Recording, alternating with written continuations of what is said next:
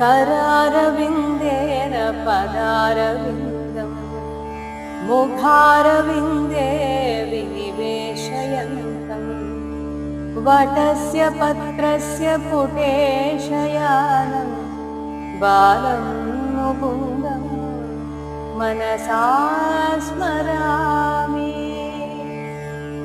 संहृत्य लोकान् वटपत्रमध्ये शयानमाद्यन्तविहीनरूपम् सर्वेश्वरं सर्वहितावतारं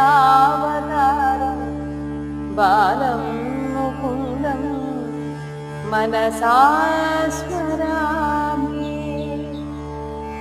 इन्दीवरश्यामलकोमलाङ्गम् इन्द्रादिदेवार्चितपादपद्मम् सन्दानकल्पद्रुममाश्रितानां बालं मुकुन्दं मनसा स्मरामि।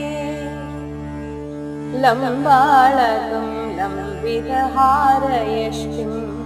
शृङ्गारलीलातुरदन्तपङ्क्तिं बिम्बाधरं चारुविशालनेत्रं बालं मुकुन्दं मनसा स्मरामि। शिक्ये निधायाज्यपयोदधीनि बहिर्गतायां व्रजनायिकायां भुक्त्वा यथेष्टं कपटेन सुप्तं बालं मुकुन्दं मनसा स्मरामि।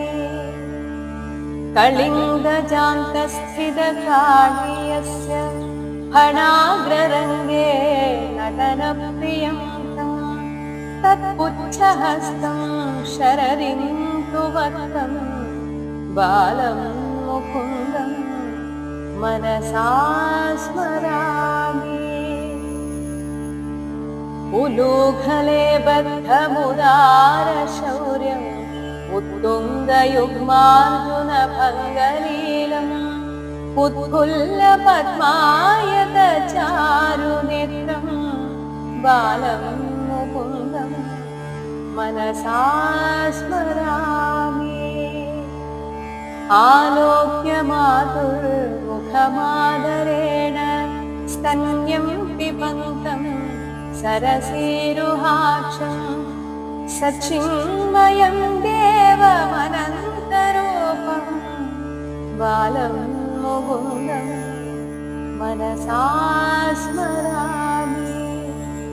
बालं मुकुन्दं मनसा स्मरामि। बालं मुकुन्दं मनसा स्मरामि।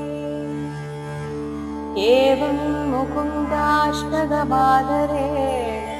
सकृत्पठेद्य सलभेद नित्यं ज्ञानप्रदं पापहरं पवित्रं श्रेयश्च विद्याश्च यशश्च मुक्तिः।